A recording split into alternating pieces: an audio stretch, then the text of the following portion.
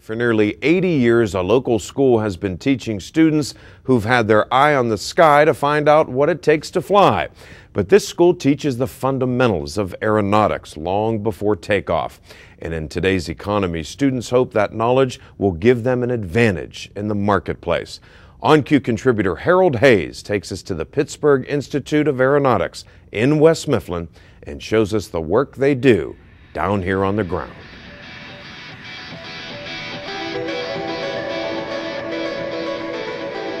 My name is Jeremy. I've enjoyed the company of your sons, your brothers, your friends for almost 2 years now. Graduation day at the Pittsburgh Institute of Aeronautics.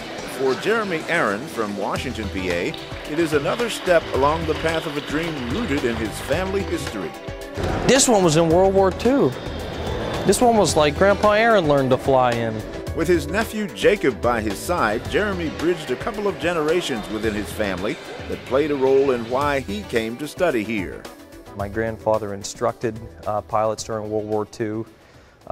My father flew helicopters in Vietnam and was a maintenance officer. And I have an uncle that builds home-built experimental aircraft. So I've been around it in one way, way or another. Kind of been around it. That's right. But it really wasn't my first choice. I attended Penn State, Maine for journalism and English. And you did the right thing. You got out of that. Yeah, that's right. I came out and did pretty well there, but there weren't a lot of jobs. I guess the economy couldn't support another starving writer, so I said, that's fine. I'll go with my second love, and that's where I am now. Where he is at a school right next door to the Allegheny County Airport. And after you do it, you take it all apart, we put it back together again. We can hook it up, and we can run it. A school that teaches a bit of everything about aircraft maintenance. The Institute is almost 80 years old. It was created from a company called Curtiss Wright Flight Services. Wright, by the way, was Orville Wright. It's leaking up here, too. Andrea Ireland of Brookville, Jefferson County, has some aviation history too. History in close proximity to the school. Whenever I was growing up, my stepfather was in the FAA. He was an air traffic controller. I used to come out to this airport, and he worked at a few other airports as I was growing up. I would sit in the towers with him when he worked the midnight shift, watch him land the planes and stuff. But the mechanical operation of the planes she watched as she grew up intrigued her more than the control tower. I really liked working on the engines because there was a lot more thought in that. We do like the sheet metal and hardware and stuff. That's already thought out. Where with the engines, you got to troubleshoot things. It's more in-depth. There's a thickness to the program. Just mess around with it. But the road to West Mifflin was much longer for Victor Udechukwu. Actually, I did come from a long distance, all the way from Nigeria. I came to the States to look for a better life and to find a career that I can really be proud of.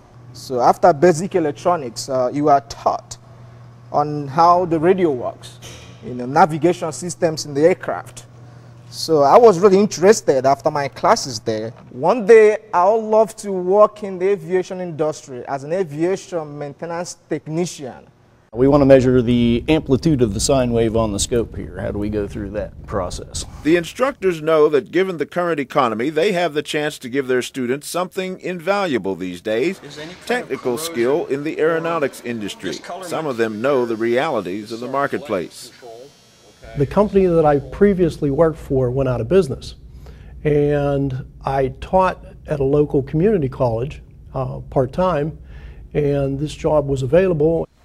Bernard Adams has been teaching electronics for 9 years. He tells his students something they'll need in the competitive marketplace now. Focus, concentrate, keep on task.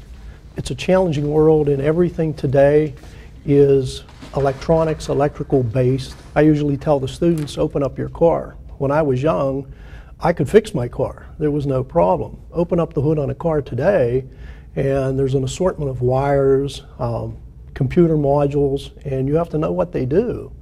And that's the same way with our airplanes, that you have to know where those wires go, what they do, and how to troubleshoot them. We're missing some safety wire up here.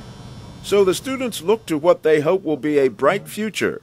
The U.S. Department of Labor says job prospects for aviation industry mechanics will increase as older mechanics retire, but the other factor affecting their future, according to the Labor Department, is a long-term trend toward fewer students entering technical schools to learn skilled maintenance and repair trades. The department says if current trends continue, it's possible the supply of trained aviation mechanics may not keep up with the needs of the air transportation industry. There was a lot of stuff that I didn't know when I did come here, and there's a lot of stuff that I know now, and every part of the program is really important. And it all comes back like from first quarter to second quarter and third quarter. Whenever you take your tests, like everything's very valuable. So. But you think the seed was planted up in that tower? I think so. 1, 2, 3. And the seed for Jeremy Aaron, remembering the aeronautical seed planted in him by his family, has a plan for the future. I would like to be a pilot mechanic. Everybody always says, well, which one do you want to be, pilot or a mechanic? And I said, well, I want a job that I can do both. I'll fly the plane until it breaks, and then I'll be the guy to fix it. And people tell me, people that own companies I've been interviewing with say that's a pretty valuable set of skills to have, to combine the two. Jeremy Wayne Aaron. As co-salutatorian of his class, Jeremy says of all the technical knowledge he learned here, he's coming away with a very basic lesson. I guess the most important lesson I learned was the importance of paying attention. And that is all anyone can ask of an education.